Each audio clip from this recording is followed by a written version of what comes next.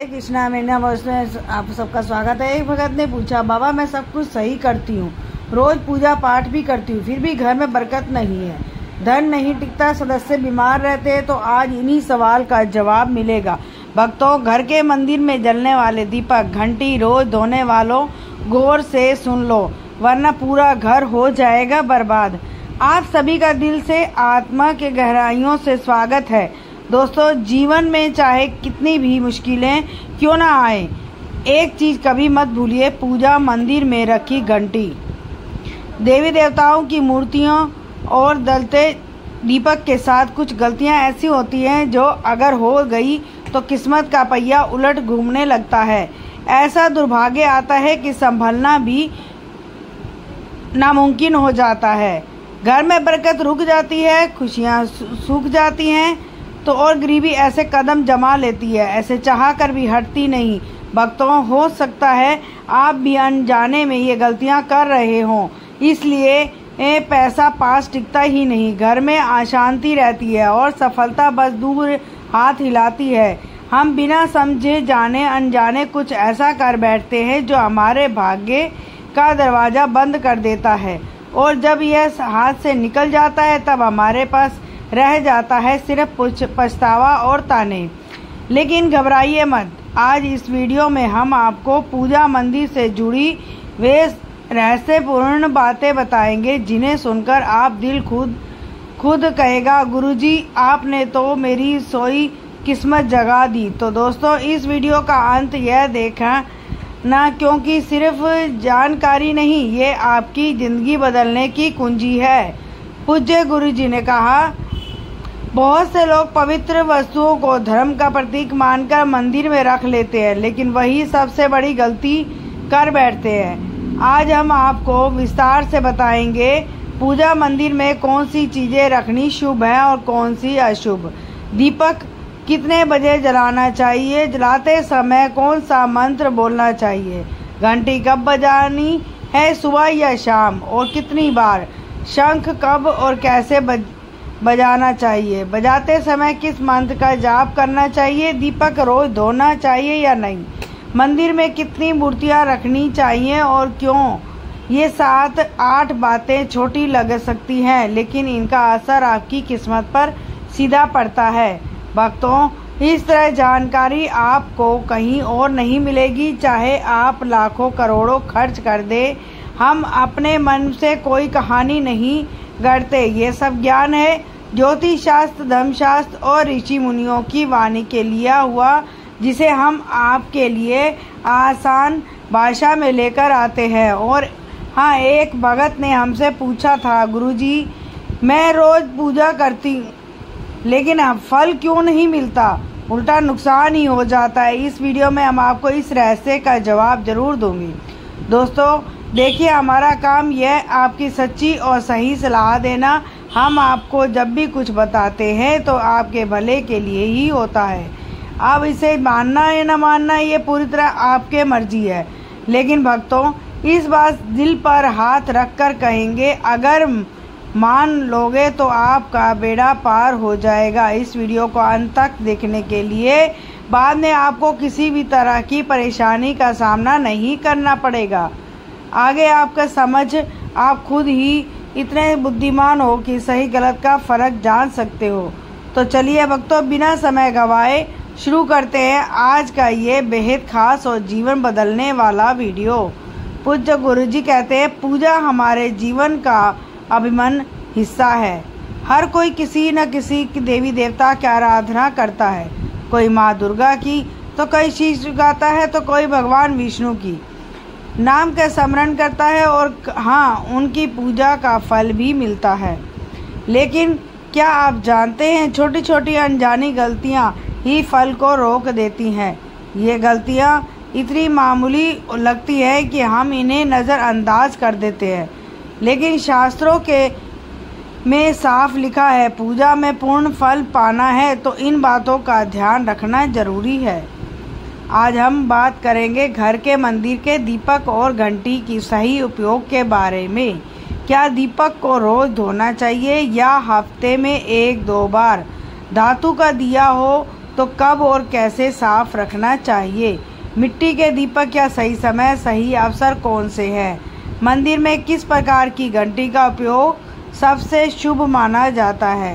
घंटी कब बजानी है, कितनी बार बजानी है और शाम को पूजा घंटी बजाना उचित है?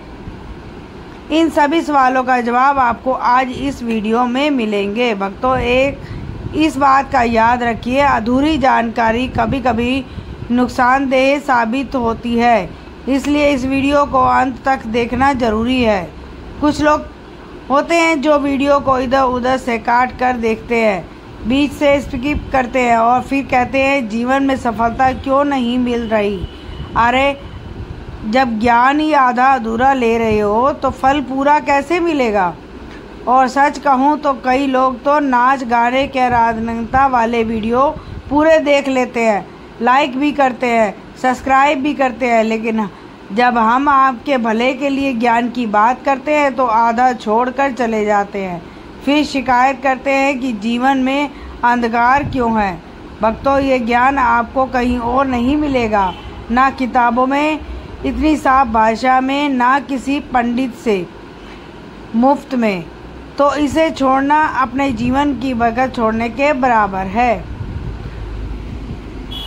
अब फैसला आपका है, देखो या अनदेखा करो, लेकिन जो भी देखेंगे समझेंगे उनका कल जरूर उज्जवल होगा। तो चलिए भक्तों, बिना और सफाई दिए शुरू करते हैं आज का ये पवित्र और जीवन परिवर्तनकारी सफ़र। भक्तों, सबसे पहले बात करते हैं मिट्टी के दिए की। ये साधारण का दिखने वाला दिया वास्तव में शुभता और पवित्र का प्रतीक है।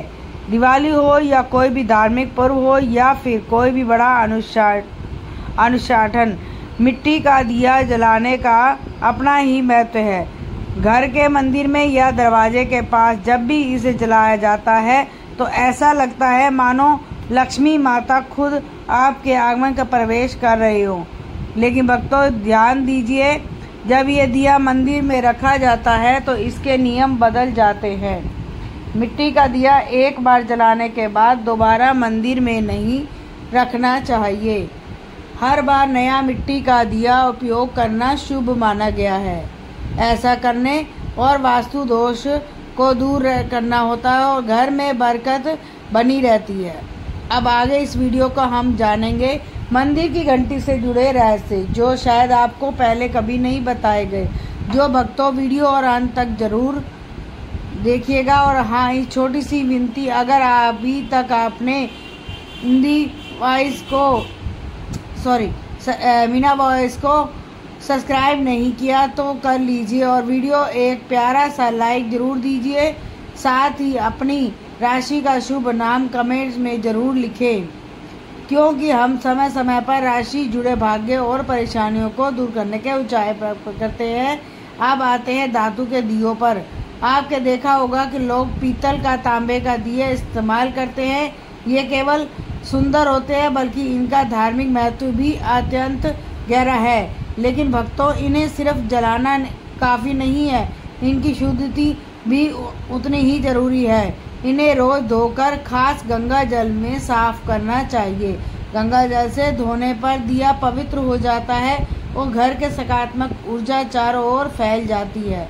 अगर आप हफ्ते में केवल 1-2 बार इन्हें साफ करते हैं तो ये पूरी तरह शुद्ध नहीं हो पाते, इसलिए इसे अपनी रोजाना आदत बना लें। और अब आते हैं घर के मंदिर की घंटी पर। पीतल की घंटी की ध्वनि ऐसी होती है जो वातावरण की नकारात्मक ऊर्जा को तुरंत दूर कर देती है और सकारात्मक का प्रभाव बढ़ा देती है। लेकिन भक्तों, इसे कभी भी दक्षिण दिशा में ना रखें और अशुभ माना जाता है। घंटी को हमेशा पूजा स्थल के स्थान पास या मंदिर के प्रवेश द्वार पर रखें। सबसे शुभ घंटी वह होती है जिस पर गरुड़ की नक्काशी हो, इसे गरुड़ घंटी कहते हैं और अत्यंत पवित्र व फलदायक माना गया है। अब सवाल आता है, घंटी कितनी बार बजानी चाहिए? भोग लगाते समय घंटी को 5 बार बजाएं।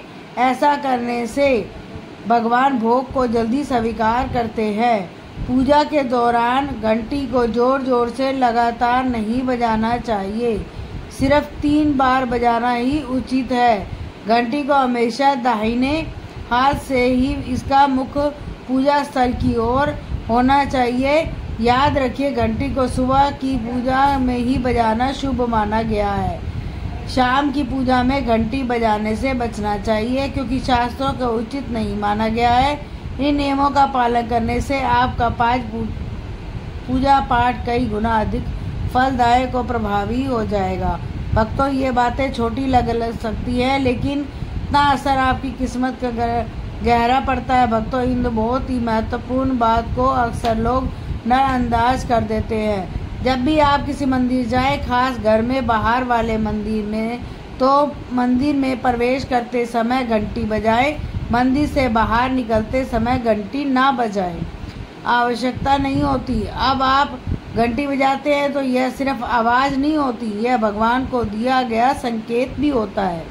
प्रभु, मैं आपके द्वार पर आ चुका हूँ, आपकी शरण में हूँ।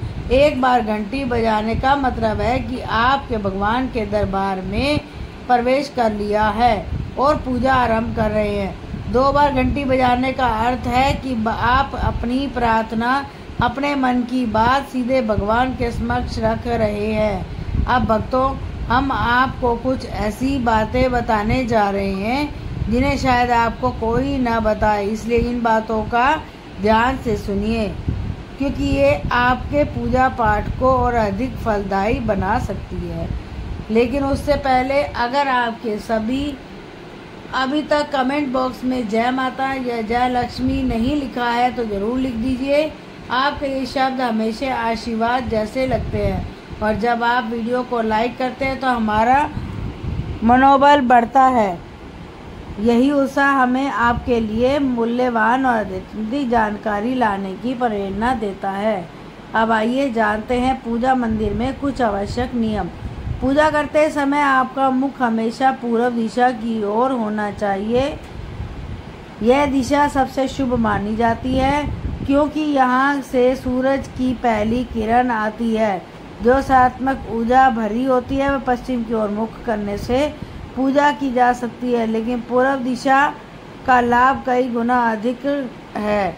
घर की सीढ़ियों के पास पूजा घर का बनाना अशुभ माना गया है, क्योंकि वहाँ नकारात्मक ऊर्जा का प्रवाह अधिक होता है। भगवान का आसन हमेशा आपके आसन से ऊंचा होना चाहिए, कम से कम 10 इंच ऊंचा। भगवान की प्रतिमा को सीधे जमीन पर रखना अशुभ माना जाता है। ऊंचा आसन पूजा स्थल में सकारात्मक की ऊर्जावान माहौल बनाए रखता है। पूजा करते समय हमेशा चटाई या आसन पर बैठे। यह न केवल आरामदायक बल्कि ध्यान और श्रद्धा को भी स्थिर रखता है। ध्यान दें कि आपका आसन भगवान आसन से ऊंचा ना हो और इसे भगवान के प्रति आदर से विनम्रता बनी रहती है।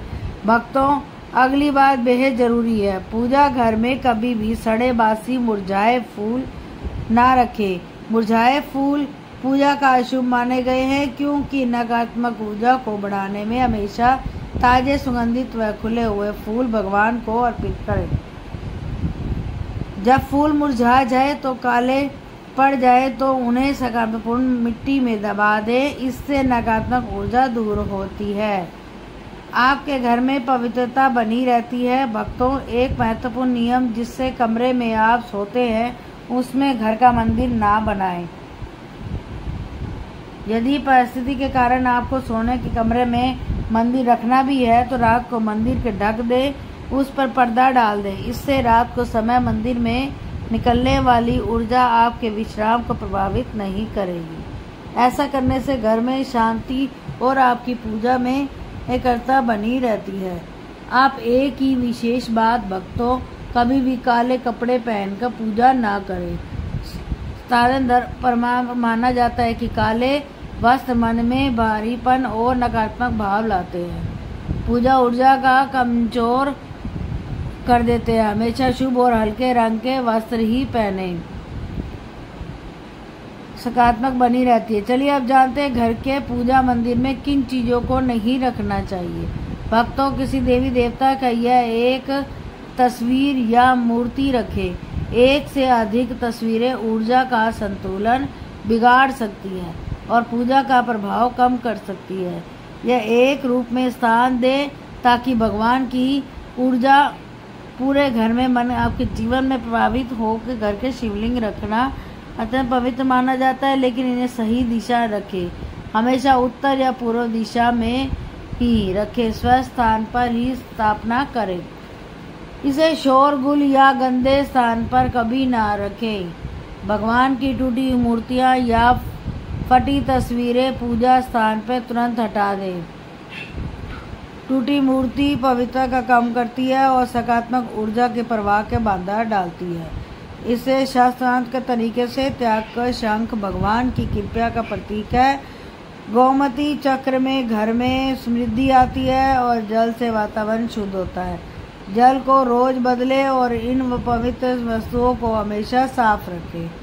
रोज पूजा स्थल की सफाई करें। गंदगी का नकारात्मक ऊर्जा आती है, इस ध्यान का भंग होता है। साथ को सुंदर सुखमयी और सुगंधित रखें ताकि मन सहज रूप से भगवान में लगाएं। भक्तों अब आइए जाने हमारे घर में पूजा मंदिर में जुड़े कुछ ऐसे नियम जिन्हें मानना बेहद ज़रूरी है। सबसे पहले पूजा स्थान हमेशा घर के शांत और पवित्र कोने में होना चाहिए। अगर वह उत्तर पूर्व दिशा में उसमें उत्तम है तो इस दिशा घर का सकारात्मक ऊर्जा का संचार करती है और आपकी पूजा को प्रभावशाली बनाती है। ध्यान रहे पूजा स्थल कभी भी बेडरूम या रसोई के पास न हो। ये स्थान दैनिक कार्य और हलचल से भरे होते हैं। यहाँ नकारात्मक ऊर्जा की पनप सकती है। मंदिर के आसपास का वातावरण हमेशा साफ सुथरा और रहे, आपका मन पूजा में एकाग्र हो सके। तो अब बात करते हैं दीपक और उनसे जुड़े महत्वपूर्ण नियमों की। दीपक जलाना सिर्फ एक परंपरा नहीं बल्कि एक भगवान के आशीर्वाद और कृपा का प्रकाश है जो आपके घर को जीवन के उजाला भर देता है। दीपक को हमेशा भगवान की मूर्ति के सामने रखें। उसके रोशनी सीधे भगवान तक पहुँचे और आपके पूजा स्थल को पवित्रता भर दे। याद रहे टूटा हुआ दीपक कभी न जलाएं। पूजा के समय एक साथ 2 दीपक खास कर तेल के और घी के भी ना जलाएं क्योंकि दोनों की ऊर्जा अलग होती है। तरीके से जलाने से पूजा की शक्ति कम हो जाती है। वास्तु के अनुसार घी का दीपक बाईं ओर और तेल का दीपक दाईं ओर रख लें, लेकिन ध्यान रहे दीपक कभी भी पश्चिम दिशा में ना रखें। दीपक के लिए उत्तर दिशा या पूर्व दिशा ही अच्छी मानी जाती है। साथ ही बत्ती का मुंह भी हमेशा इन दिशाओं की ओर होना चाहिए ताकि सकारात्मक ऊर्जा प्रवाह अधिक पड़ सके। घी के दीपक में रुई की बत्ती और तेल के दीपक में लाल मोली की बत्ती प्रयोग करें।